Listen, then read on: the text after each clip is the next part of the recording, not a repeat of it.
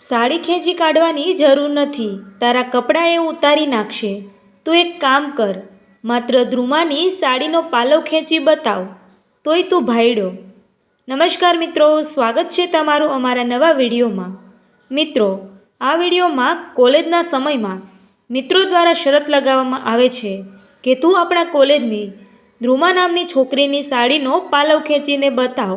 અને એ શરતનું પાલન કરવા દુર્ગેશ નામનો છોકરો એનું જનૂન બતાવવા જાય છે. અને ત્યારે કોલેજમાં એમની કેવી હાલત થાય છે તે આગળ વિડીયોમાં આવશે. તો મિત્રો, આ એક સત્ય ઘટના છે, તો વિડીયોને અંત સુધી જરૂરથી સાંભળજો. મારા નામનો અર્થ તમે જાણો છો? દુર્ગેશે પૂછ્યું. ના.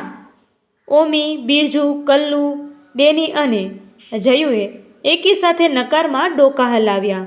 બસ ત્યારે દુર્ગેશના અવાજમાં પડકાર ફેંકવાની ફાવટ અને પડકાર ઝેલવાનું જનૂન છલકાઈ ઉઠ્યું. ભવિષ્યમાં ક્યારેય મને એવું તો કહેતા જ નહીં કે આ કામ તારાથી નહીં થઈ શકે, મારાથી બધું થઈ શકે છે.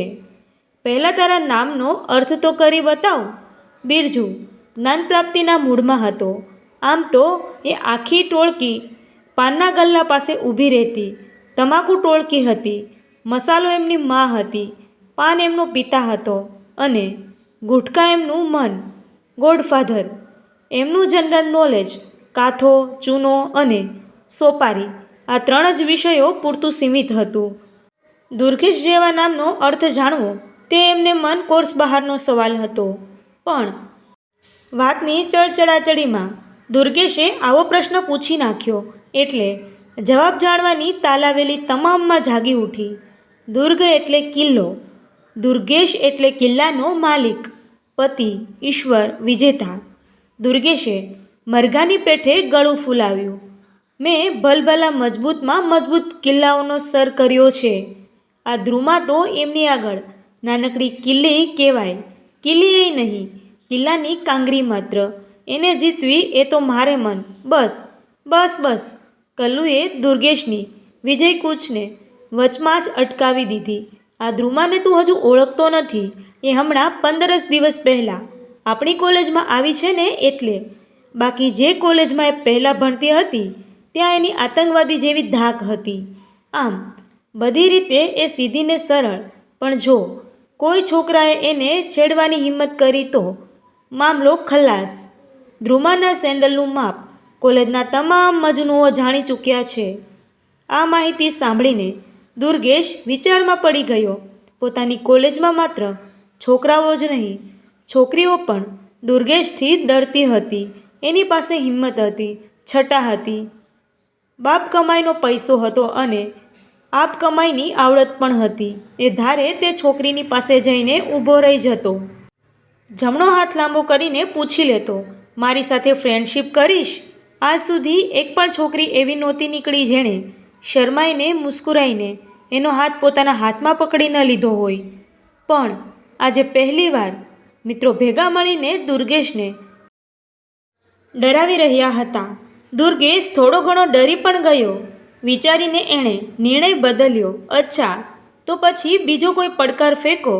હું ધ્રુમાને પ્રપોઝ કરવાનું માંડી વાળું છું, પણ બીજું કંઈ સુઝાડો. એને ગુલાબનું ફૂલ આપી આવું? એના પર્સમાં મારા નામને લખેલું વેલેન્ટાઇન કાર્ડ મૂકી આવું? એના કમીઝમાં બરાબર વચ્ચે આવેલી પેન લઈ આવું? બોલો યાર, બોલો, કુછ તો બોલો. સાલો મરવાનો થયો છે. આ અભિપ્રાય બહુમતીથી નહીં પણ સર્વાનુમતિથી જાહેર કરવામાં આવ્યો.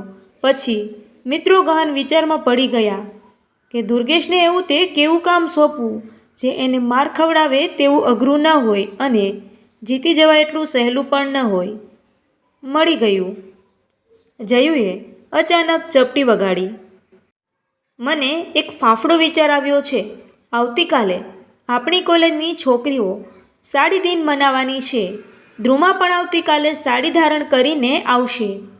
દુર્ગેશ માટે પડકાર એ છે કે અરે બોલી નાખ ને યાર, તું કહે તો એની સાડી ખેંચી કાઢું.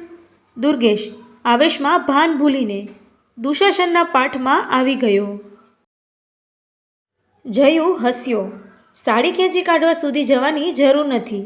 તારા ખુદના કપડાં એ ઉતારી નાખશે.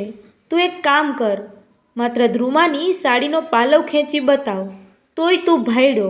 બસ, ત્યારે આવતીકાલે TGBમાં ડિનર આપવાની તૈયારી કરી રાખજો.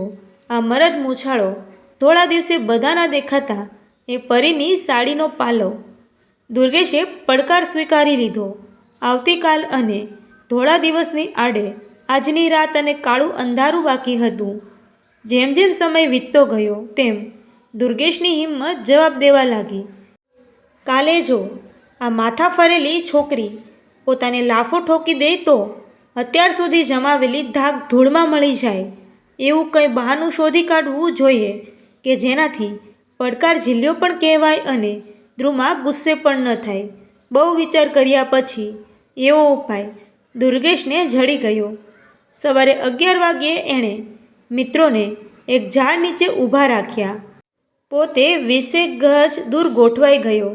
બાઇક પર એવી રીતે બેસી રહ્યો જાણે કોઈ મિત્રની વાટ જોતો હોય. થોડી જ વારમાં ધ્રુમા આવતી દેખાઈ. 4-5 દાસીઓ જેવી સહેલીઓની વચ્ચે કોઈ રાજકુંવરી જેવી એ શોભી રહી હતી. ઘેરા લીલા રંગની સાડીમાં એ વનશ્રી જેવી ખૂબસૂરત લાગી રહી હતી. જેવી એ દુર્ગેશની બાજુમાંથી પસાર થઈ કે તરત જ દુર્ગેશે કહ્યું, એક્સક્યુઝ મી. યસ. ધ્રુમાએ પ્રશ્નસૂચક નજર એની તરફ ફેંકી. દુર્ગેશે હાથમાં આવેલો મોકો તત્કાળ ઝડપી લીધો. તમારી સાડી ખરેખર ખૂબ સરસ છે. કેટલામાં ખરીદી? આટલું પૂછીને એણે હવામાં લહેરાતો પાલવ પકડી લીધો. જાણે સાડીનું પોતે તપાસતો હોય એવી સહજતાથી એ પાલવને પકડી રહ્યો. ધ્રુમાએ પળનાએ વિલંબ વગર એક સણસણતો તમાશો દુર્ગેશના ગાલ ઉપર ઝડી દીધો. પછી તમાચા કરતાંય વધુ તેજ શબ્દો તણખાની જેમ હવામાં વેરી દીધા. મને તું સાડીની દુકાન સમજી બેઠો છે? હું શું નાની કીકલી છું કે તારી મુરાદ ન સમજું? આ કોલેજનો સમય, છેકડોની હાજરી, પહેલાં ઝાડ નીચે ઊભેલા તારા ટપોરી મિત્રો અને તારો પોતાનો જૂનો ટ્રેડ રેકોર્ડ, મને બધું સમજાય છે. Gate lost. અધરવાઇઝ પણ મેં કર્યું છે શું? તારી છામડીને તો સ્પર્શ પણ નથી કર્યો. આ પાલવ તો નિર્જીવ છે. એને હાથ લગાડ્યો એમાં છેડતીનો સવાલ જ ક્યાં આવે છે? હું પ્રિન્સિપાલને ફરિયાદ કરીશ. દુર્ગેશે ધરાશયી થતા આબરૂના કિલ્લાને ટેકો આપવાની આખરી કોશિશ કરી. ધ્રુમાએ આંખોમાંથી આગ વરસાવી. તું પ્રિન્સિપાલને ફરિયાદ કરીશ? તો હું અદાલતમાં ફરિયાદ કરીશ. હું જ્યારે મજનૂઓને મારવાની હિંમત ધરાવું છું ત્યારે સ્ત્રી સન્માનના કાયદા વિશેની સમજ પણ રાખું છું. સાડીનો પાલવ તને નિર્જીવ લાગે છે ને? સારું, તારા માથા પરના વાળ પણ નિર્જીવ છે અને હાથ પગના નખ પણ. શું હું એને ખેંચી કાઢું? શું એ હિંસા નહીં ગણાય? તને એ વાતની ખબર પણ નથી કે કાયદાની નજરમાં તે મારો પાલવ ખેંચ્યો એને ઇન્ડિસેન્ટ એસોલ્ટ ગણવામાં આવે છે. કોઈ પણ સ્ત્રીનો પાલવ માત્ર 2 જ પુરુષો ખેંચી શકે છે. એક એનો પતિ અને બીજો એનો પુત્ર. એ સિવાય આ અધિકારીના પિતાને કે ભાઈને પણ નથી હોતો. જો હું અદાલતમાં જઈશ તો તું જેલ ભેગો થઈ જઈશ.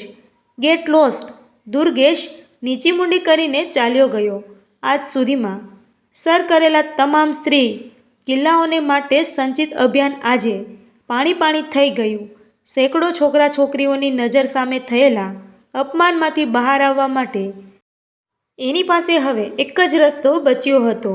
એ રસ્તો પણ ધ્રુમાના વાક્યોમાંથી જ એને સાંપડ્યો હતો. 6 મહિના પછી કોલેજના છેલ્લા વર્ષની છેલ્લી પરીક્ષા પૂરી થઈ ગઈ. દુર્ગેશના અત્યાગ્રહને માન આપીને એના ધનાઢ્ય અને સજ્જન પિતા મર્સિડીઝ કારમાં બેસીને ધ્રુમાના ઘરે જઈ પહોંચ્યા. 2 હાથ ફેલાવીને કન્યારત્નની માગણી મૂકી. 2 હાથ જોડીને દીકરાના અપરાધ બદલ ક્ષમા યાચી. ધ્રુમાના પપ્પાએ ધ્રુમાને પૂછીને આ સંબંધને લીલી ઝંડી આપી દીધી. સુહાગ રાતે વરરાજા દુર્ગેશે પોતાની નવોઢાના પાનેતરનો છેડો પકડીને પૂછ્યું, પાનેતર સરસ છે, કેટલામાં પડ્યું? એક દુર્જનને મારેલા 1 લાફામાં અને એક સજ્જનની સાથે ફરેલા 4 ફેરામાં પડ્યું છે. પાનેતરમાં પદ્મણી જેવી લાગતી ધ્રુમા પતિને વળગી પડી. મિત્રો, આવી સત્ય ઘટનાઓ અને જીવનમાં કંઈક શીખ મળે તેવા વિડીયો જોવા માટે અમારી ચેનલ સાથે બન્યા રહો. જો મિત્રો વિડીયો પસંદ આવ્યો હોય તો વિડીયોને લાઇક કરી ચેનલને સબસ્ક્રાઈબ કરવાનું ભૂલશો નહીં મિત્રો. Thank you.